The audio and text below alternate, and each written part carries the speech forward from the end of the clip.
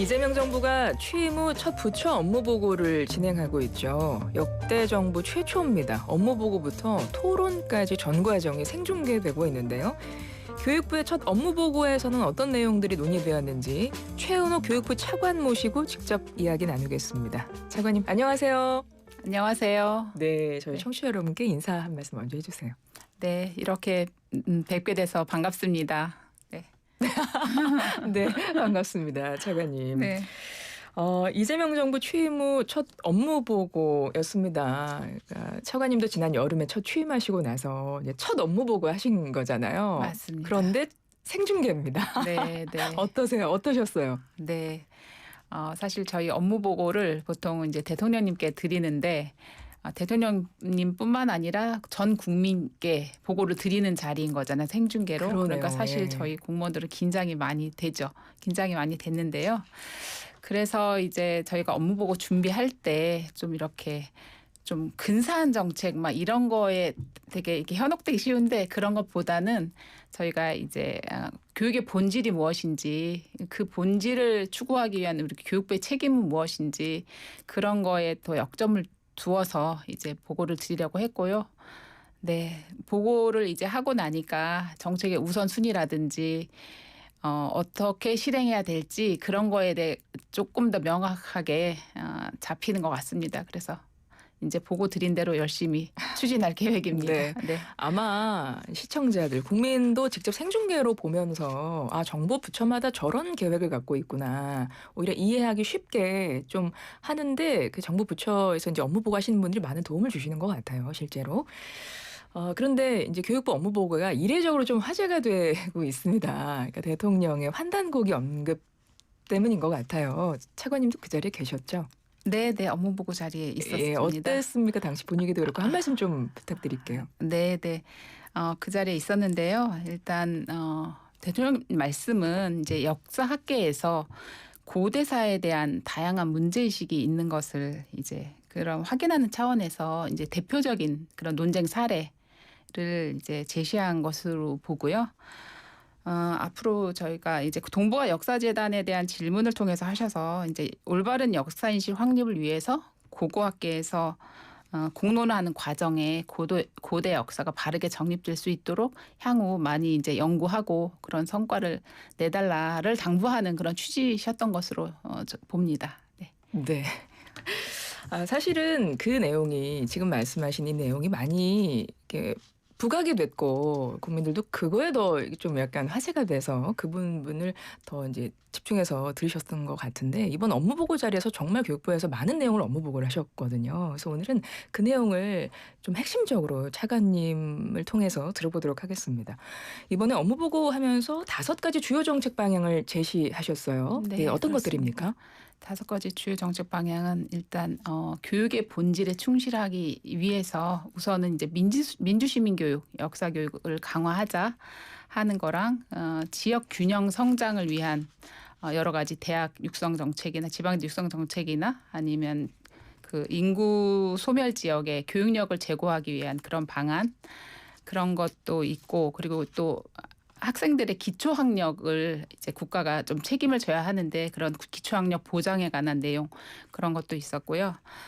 또 저희가 새롭게 국민들의 어려움을 해소하기 위한 그런 새롭게 저희가 추진하는 내용도 좀 소개를 드렸습니다. 네. 또 그 내용에 이제 AI 교육 관련해서도 네.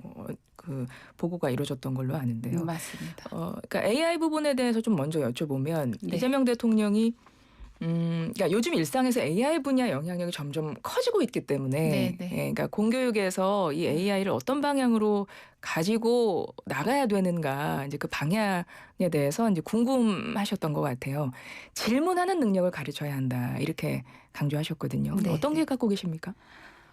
공교육에서 AI 교육을 한다 하면 이제 학생들이 AI를 제대로 적재적소에 용도에 맞게 제대로 활용하는 그런 능력을 길러주는 것이 정말 중요하다고 생각하는데요. 그러니까 그러기 위해서는 질문하는 능력, 대통령께 말씀하신 질문하는 능력이라든지 비판적 사고력, 그다음에 AI를 윤리적으로 활용하는 그런 게 다 필요합니다. 그렇게 중요해서요. 저희가 이제 수업 시간만 확대하는 것이 아니라 그 교육 내용을 내실화해서 학생들이 그런 제대로 활용하는 능력을 기를 수 있게 하는 게 이제 중요하다고 보고요. 그러기 위해서는 이제 프로그램도 중요할 텐데 저희가 실제로 AI를 활용해서 사회 문제를 해결해 보는 그런 실습형 그런 이제 교육 내용 네네. 그런 거 또 학생들이 동아리를 통해서 활동을 하면서 문제를 풀어가는 거 그런 것과 뭐 AI 분야의 진로 체험이라든지 이렇게 좀 학생들이 몸으로 체득할 수 있는 그런 교육을 더 확대해 나가려고 하고요. 그러기 위해서는 이제 무엇보다 교원들의 역량도 중요한데 네. 교원들은 저희가 연수도 이제 지속적으로 할 계획이지만 무엇보다도 교원들의 이 전문적 학습 공동체를 통해서 AI를 어떻게 수업 프로그램을 이제 해서 좋은 모델을 가지고 학생들 가르칠 것이냐 그런 거를 서로 연구해서 발전시켜 나가는 그런 것도 저희가 지원을 해 나갈 예정입니다. 네. 그래서 AI 시대, AI 분야 영향력이 뭐 점점 커지고 있고 이제 우리 학생들이 살아갈 시대에는 AI를 빼놓고는 말할 수 없을 것 같아서 네. 그 부분에 있어서 좀 촘촘한 계획 갖고 계신 것 같고요.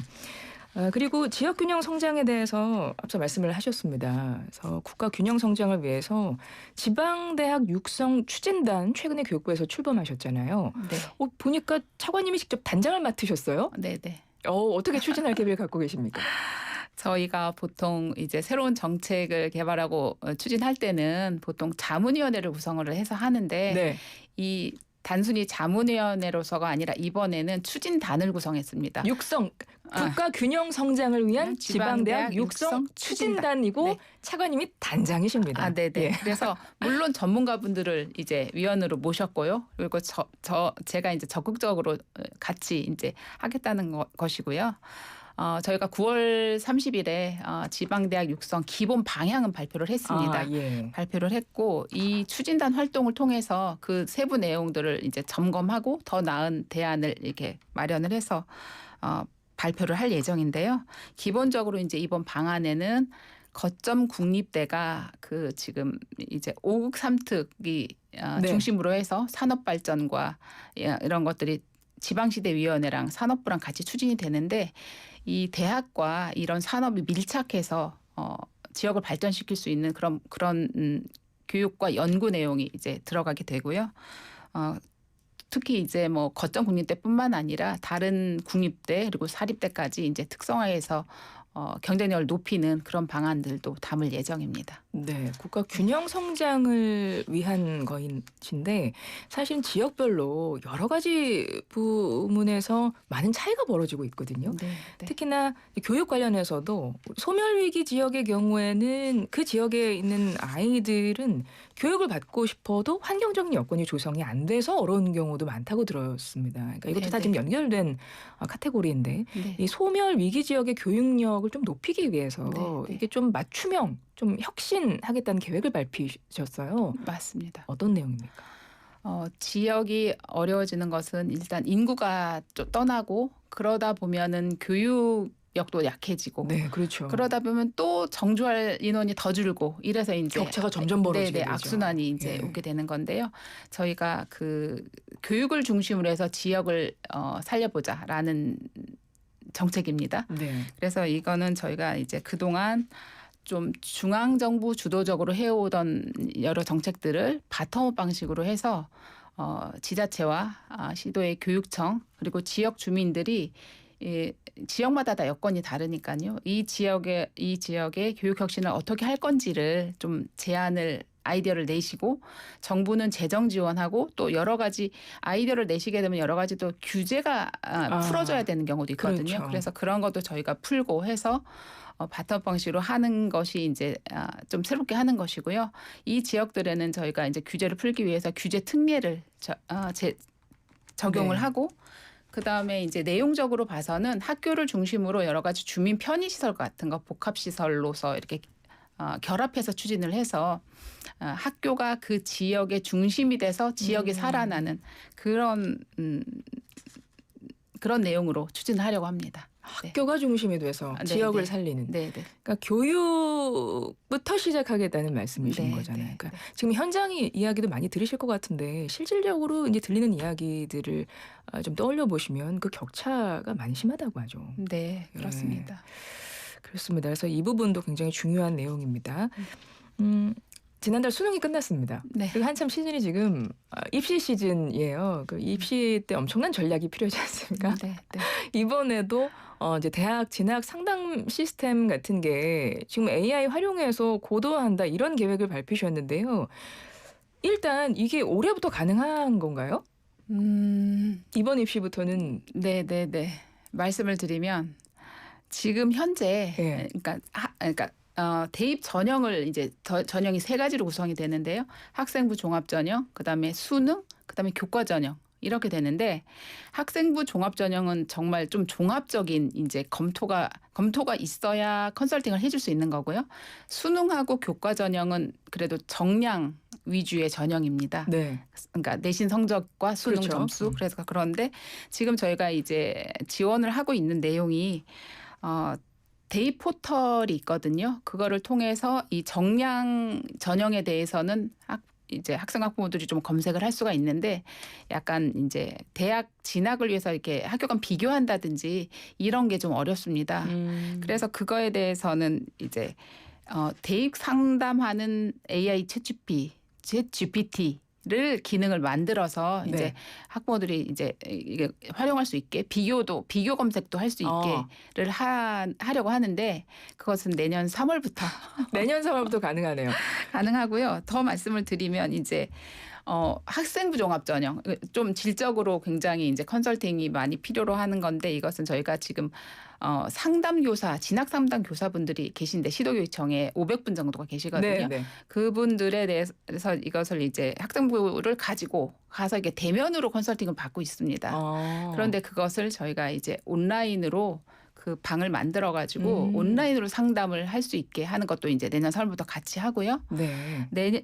그리고 27년부터는 이제 뭐 실제로 AI 대학 진학 진단 서비스를 이제 대입에서 활용하실 수 있도록 할 예정이고 28년도에는 저희가 궁극적인 최종의 목표인데 학생부 종합 전형까지 컨설팅을 AI를 활용해서 선생님들이 해주실 수 있도록 그렇게 구축을 할 예정입니다. 네. 그러니까 사실 이렇게 올해 이제 업무 보고를 하고 이제 계획을 밝히셨기 때문에 당장 이번 달부터 이거는 물론 시기적으로 시간적으로는 불가능한 건 알겠습니다만 그래도 내년 3월부터 어느 정도 이게 시작이 된다는 건 단계적으로 상당히 저희가 추진을 하는 거고요. 예. 더군다나 이제 저희가 그런 진학 상담 교사들을 통해서 이제 확보하고 있는 데이터가 이 시스템이 구축이 되면 한 1,800여 인문계 고등학교 거기에 학생들의 합격 불합격 자료가 매년 120만 건씩 쌓이고 있거든요. 그래서 이 빅데이터를 활용하기 때문에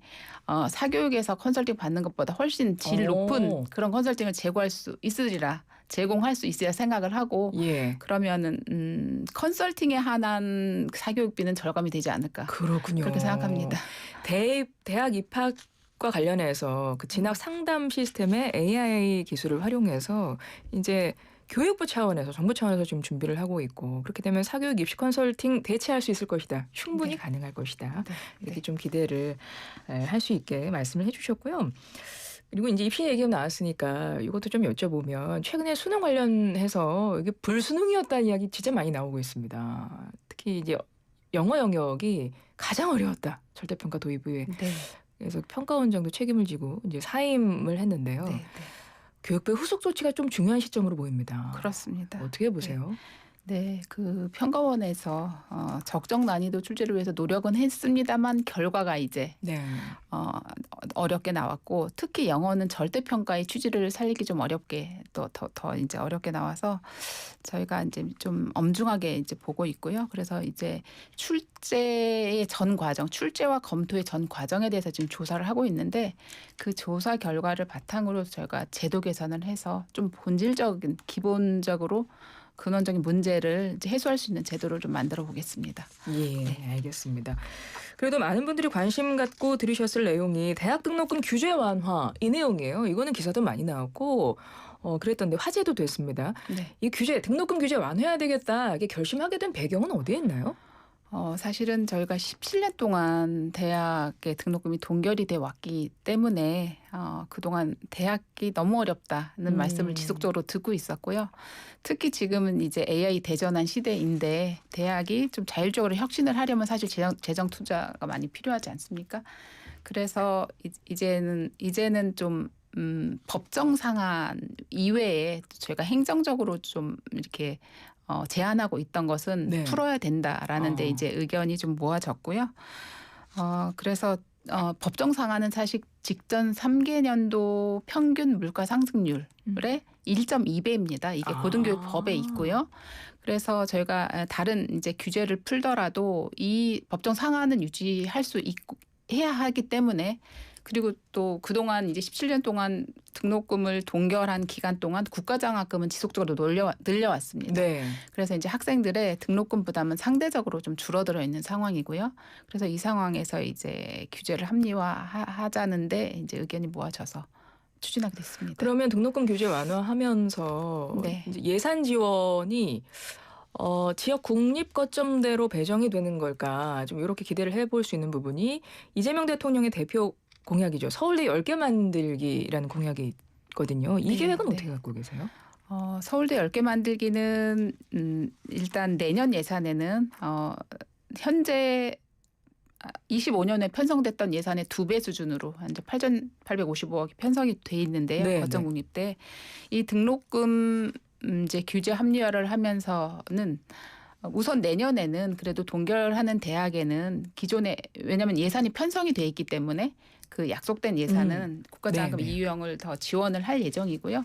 그 다음에는 이제 이 감축되는 예산이 바로 거점 국립대를 가는 게 아니라 네. 거점 국립대 지원은 계속 확대해 나갈 예정이기 때문에 저희가 지금 고등 평생교육 특별회계도 이제 5년 연장이 됐고 해서 그건 늘려나갈 계획입니다. 단순히 요 그거를 예산만 옮기는 게 아니라 네, 지역 대학에는 더 훨씬 많이 예산을 늘려나갈 예정입니다. 실질로 예산 확대가 이루어지는 부분이군요. 네, 네, 네. 이번 업무 보고에서 정부 책임형 유보 통합도 강조가 됐습니다. 이건 기존하고는 어떤 점이 달라지는 건가요?